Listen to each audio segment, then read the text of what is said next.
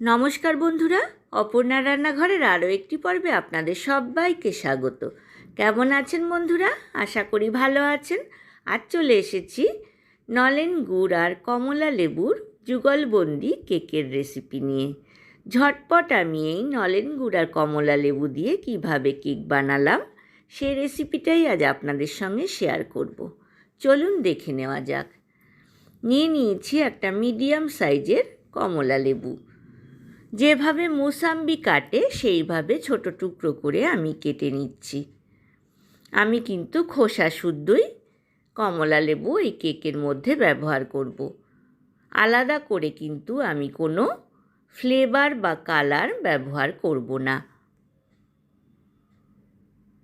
অত্যন্ত সুন্দর খেতে হয় এই নলেন গুড় আর কমলা লেবুর যুগলবন্দি কেক। আপনারাও বাড়িতে বানাবেন আর আমাকে কমেন্ট সেকশানে কমেন্টস করে জানাবেন আপনাদের কেমন লাগলো।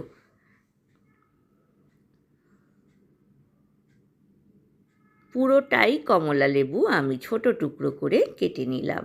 এইবার একটা বাটিতে টুকরোগুলোকে তুলে নিচ্ছি।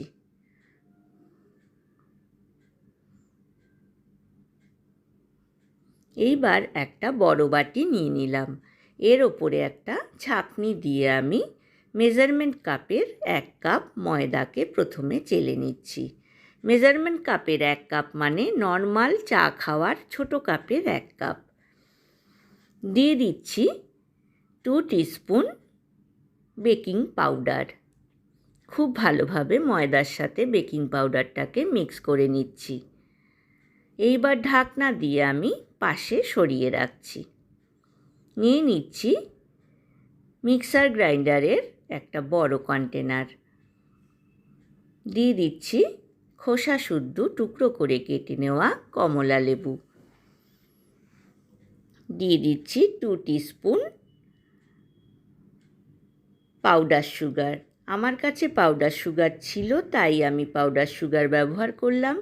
আপনারা কিন্তু নর্মাল সুগারই ব্যবহার করতে পারেন। দিয়ে দিয়েছি 1/2 কাপ রিফাইন অয়েল। আর দিয়ে দিলাম 1/4 কাপ নলেন গুড়। আর দিয়ে দিলাম 1/4 কাপ মিল্ক মেড বা কনডেন্স মিল্ক। কনডেন্স মিল্কটা কিন্তু আমি বাড়িতে বানিয়েছি। কিভাবে বানিয়েছি সেই রেসিপিটাও আপনাদের সঙ্গে শেয়ার করব। ঢাকনা দিয়ে আমি এর একটা স্মুথ পেস্ট বানিয়ে নেব। দেখুন একদম স্মুথ পেস্ট তৈরি হয়ে গিয়েছে।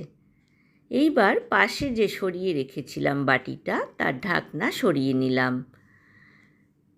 ময়দার বেকিং পাউডারের যে মিক্সটা আমি তৈরি করে রেখেছিলাম তার মধ্যে কমলা লেবু, রিফাইন অয়েল, নলেন গুড় আর কনডেন্স মিল্কের যে পেস্টটা বানালাম সেটা আমি ঢেলে দিলাম। স্পুন দিয়ে খুব ভালোভাবে আমি ফেটিয়ে নিচ্ছি।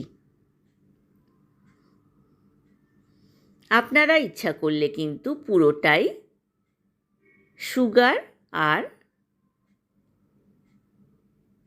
কমলা লেবু দিয়ে বানাতে পারেন, অথবা পুরোটাই নলেন গুড় আর কমলা লেবু দিয়ে বানাতে পারেন। আমি এখানে 2 টিস্পুন পাউডার সুগার বা নলেন গুড় ব্যবহার করেছি। আমার পছন্দ মতো সামান্য একটু টুকরো করে কেটে নেওয়া কাজু কিশমিশ এখানে ব্যবহার করলাম।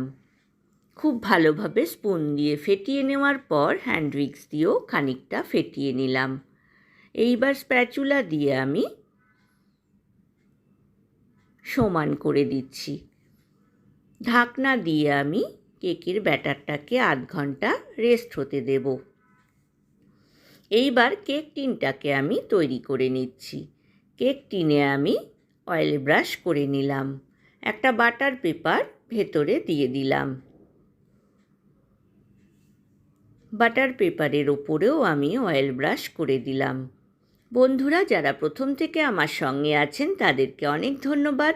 আর যেসব বন্ধুরা প্রথম আমার চ্যানেলে ভিজিট করছেন তাদেরকে আমার চ্যানেলে স্বাগত জানাই।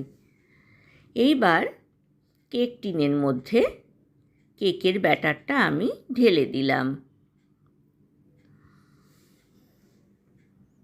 কিভাবে আমি কনডেন্স মিল্ক বানালাম।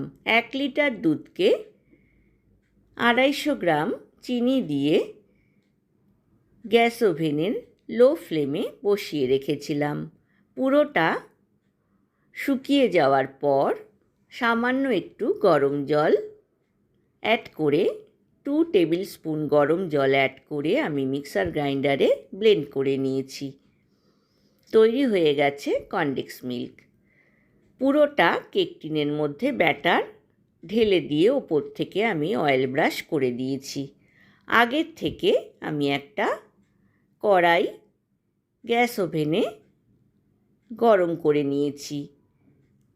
ভেতরে একটা স্ট্যান্ড দিয়ে তার উপরে আমি কেক টিনটাকে বসিয়ে দিয়েছি। আমি কিন্তু ঢাকনাটা বন্ধ করে 40 মিনিট লো টু মিডিয়াম ফ্লেমে কেকটাকে বেক করেছি। কড়াইয়ের যে হোলটা ছিল সেটাকে আমি লবঙ্গ দিয়ে বন্ধ করে দিয়েছিলাম। ঠান্ডা হওয়ার পর কেকটাকে আমি ডিমোল্ড করে নিয়েছি। এইবার ওপর থেকে আমি নলেন গুড় দিয়ে দিচ্ছি। ওপরে একটা চেরি দিয়ে গার্নিশিং করে দিলাম।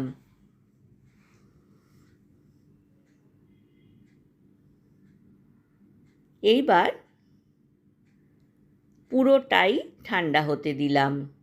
ভেতর থেকে বাটার পেপারটা তুলে নিলাম। আবারও আমি কেকের ওপরে নলেন গুড় স্পুন দিয়ে স্প্রেড করে দিচ্ছি। আমার এখানে হাফ কাপ নলেন গুড় কিন্তু লেগেছে।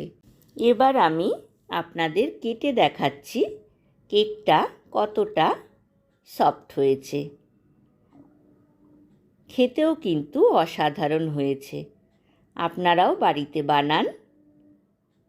ভালো লাগলে লাইক কমেন্টস করতে কিন্তু ভুলবেন না। পাশে থাকা বেল আইকনটা প্রেস করবেন, তাহলে আমার নতুন নতুন রান্নার নোটিফিকেশান বা আপডেট কিন্তু আপনার কাছেই প্রথম পৌঁছবে।